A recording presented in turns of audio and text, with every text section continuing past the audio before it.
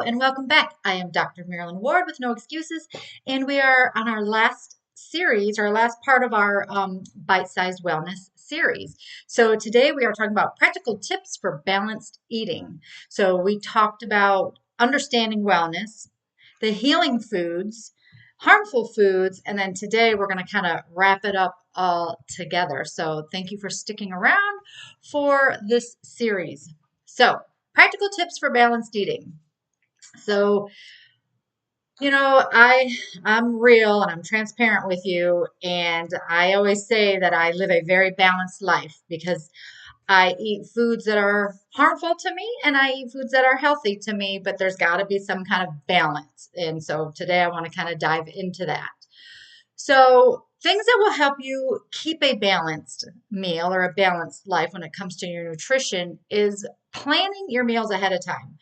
This is really helpful for those of you who work outside of the home and, work a lot of hours maybe, and you have a lot of activities you're doing with your children. Planning ahead is crucial if you're trying to stay on track with your nutrition plan. Excuse me. So, because you don't want to be doing mindless eating, and we'll talk a little bit about that later. Everything, the food should be serving you a purpose. So, if you can plan it out, you will set yourself up for success as opposed to failure. So, start with a weekly plan, mapping out your meals and your snacks in advance because it helps reduce the temptation of those easily accessed foods. So, if you plan it out weekly, that way it gives you structure, okay? So you know exactly what you're eating, breakfast, lunch, and dinner for the most part. And if, what I like to do is if I have any leftovers from the night before, redo it into some kind of a lunch the next day or repurpose that meal into something else the next day. It will help keep you from buying groceries and letting them go to waste. And it will help you from throwing out those leftovers because I love leftovers. Everybody else in my household does not. So I become the human garbage can eating everybody's leftovers. But that's not, it does get boring, right? We don't want food to get boring and monotonous. So just take that leftover, chicken from the night before and turn it into some chicken tacos or chicken fajitas the next day. Okay, enough about that. Follow the plate method. Now, this has changed. Remember, it used to be grains was the big part, and then it was vegetables was the big part. Now, for those of us getting, excuse me, I have a little bit of chest congestion today. So a little bit, and protein was kind of down further. But now as we're getting into that age, menopause age, and or just older in general, we need that protein. Okay, so I would say a quarter of your half of your plate should be lean protein, a quarter vegetables, a quarter whole grains. Fruit should be, minimum, and it's going to fall into that kind of that carbohydrate area because of the natural sugar that is found in it. So if you kind of can structure your plate that way, and again, now this is for the general population. So according to you, your height, your weight, activity level depends on how many calories you should be consuming and how those calories should be broken down. So if you need help with that, reach out and I will help you. Meal planning and batch cooking. So if you can cook those items ahead of time, it's kind of back to that meal planning. You can cook up a whole chicken that you're going to use for the whole week. You can chop up your veggies ahead of time to have them readily available. I love to have a veggie tray ready. So when I come home from work and, I want a snack, I can snack on veggies and hummus as opposed to, whatever else is easily accessed in the house. So that brings us to mindful snacking. Swap out those processed snacks for the nutrient-rich options like nuts, fruits, Greek yogurt, hummus, and veggies. All right. Next, reading the labels. You need to become a label detective. I say this all the time. If you really want to know the truth about a product, you need to read the label and especially the ingredient list. So scan the ingredient list because the fewer and more recognizable ingredients, the better. But this is where you can avoid excess sugars, refined oils, and artificial additives. They're now over 60 some. I think the last time I checked, 60 different names of sugar and sugar alcohols. So, understand what all those terms are. I think at one time I had that a list put out, but reach out if you want it. I can send it to you. Check the serving size because remember, a lot of the labels, they'll list the calories and nutrients per serving, but servings can be misleading because if it's a small package, you think it's one serving. If you ever look at a little tiny bag of chips while you're standing in line, a lot of the times that's two servings. Soda used to be one, and now it's two, just depending on the specific size. So remember, if it's two servings and you eat the entire thing, you need to double that count when you're doing your calories. So look for that. The added sugars and sodium. Sodium is another one that is really high in your processed foods.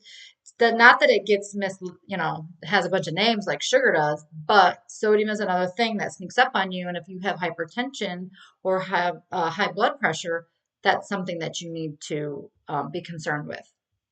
And then compare nutrients. Aim for the higher fiber and protein content while keeping the saturated fat and added sugar ingredients in check.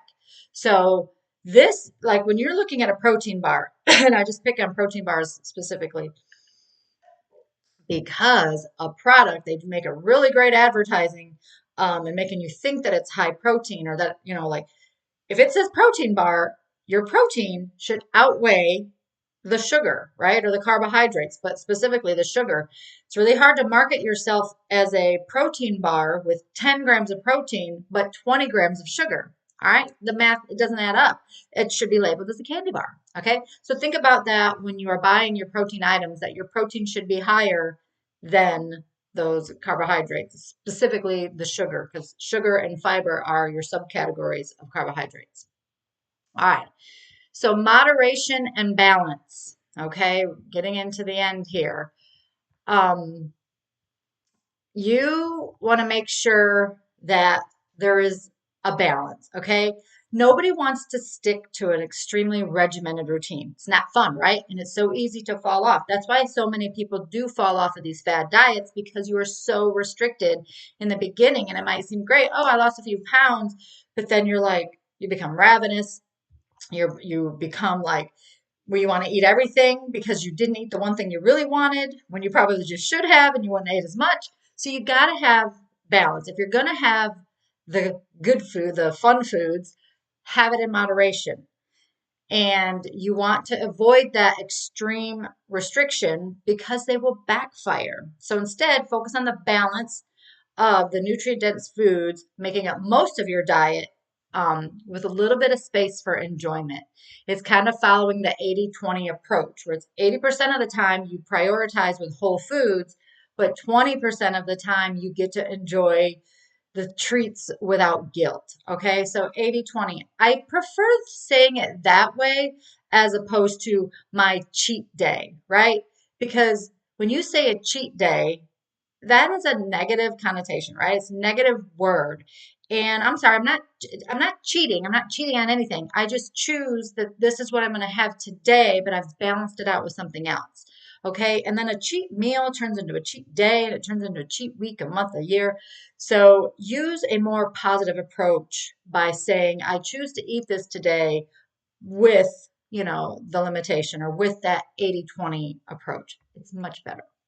Listen to your body. Eat mindfully without distraction. That helps you recognize your hunger and your fullness cues, and it prevents overeating. How many times have you sat down in front of the TV and started eating, and then all of a sudden you're like, I don't remember, even eating this. At work, for those of you that eat at your office desk, how many times are you like eating quick and you're trying to do something and you're like, oh my gosh, you've probably ate more than you needed to or that you wanted to. You don't really remember it. You didn't really enjoy it. So I recommend you leave your office. I finally had to do this when I was working at a facility. I would find myself all the time at my desk, and I was like, I gotta stop. So I would go down, sit in the break room, enjoy my 30 minutes of my lunch to where I could, and then most of the time I would never finish what I had brought because I was more mindful of what I was eating. Okay, so really do that. Really try to do that and listen to your body. When your body says it's full, if you look at kids, kids will stop eating when they're full.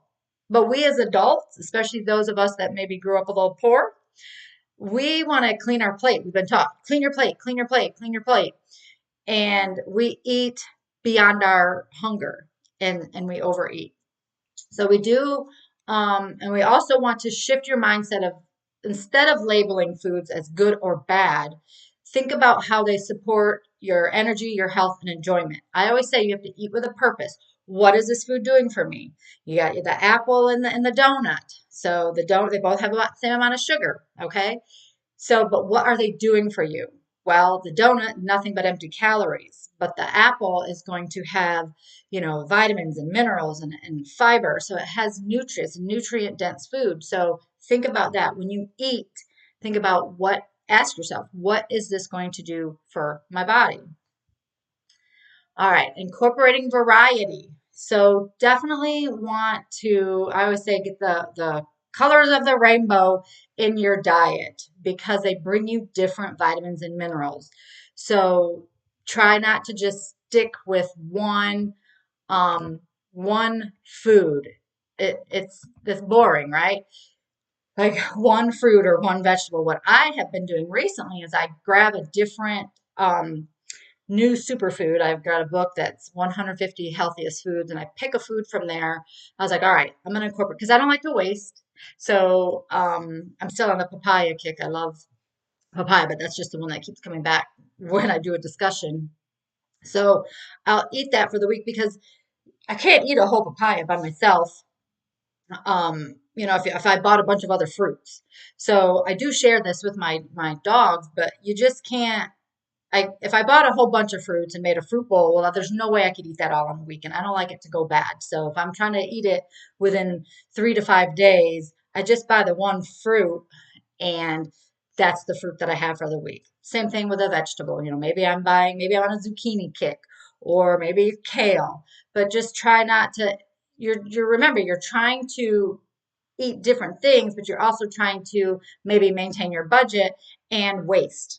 I hate to throw food away. Food is too expensive right now to be throwing away. Rotate your proteins. It's another one. Remember, there's different types of protein. Okay, you've got your vegetarian protein, vegan protein, your regular protein. So plant-based proteins like beans and lentils. You have tofu, meat and fish. So you have chicken and pork and beef. So there's so many different varieties. So which all bringing different nutrients. So you should try fish brings you the omega 3s.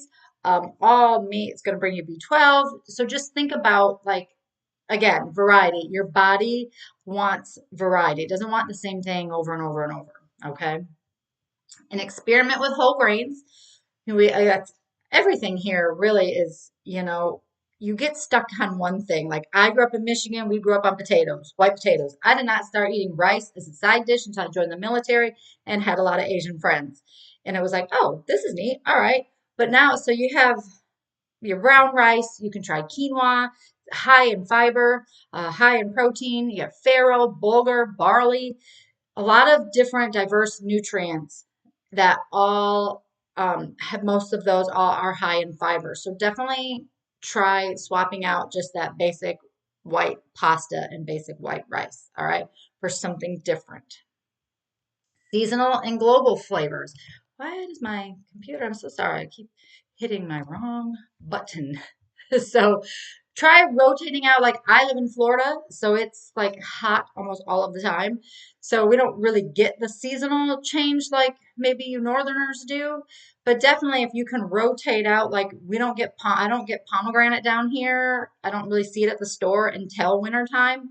And then they're obviously shipping it in. But definitely try different things and rotating out what you're eating according to the season because that's really cool. So that really wraps up our last episode. I am so thankful for you all joining and watching this. I definitely think the balanced one, we do need it. We definitely want to eat as many healthy foods or foods that are going to heal us, but it's okay every once in a while to eat not saying that sounds bad when I say eat the harmful foods. We know that the foods that, that we label the bad foods or, things that we should have in moderation. But if you balance it out, use that 80-20 rule. So where you're eating those healing foods 80% of the time and only eating the harmful foods 20% of the time, just, because I want you to enjoy life, right? And if you're a foodie like me, I'm going to eat, I'm going to enjoy my food, but I'm going to do it in moderation and balance. So thank you for joining me, and I'll think about what our next series is going to be. But thank you so much. Have a wonderful day.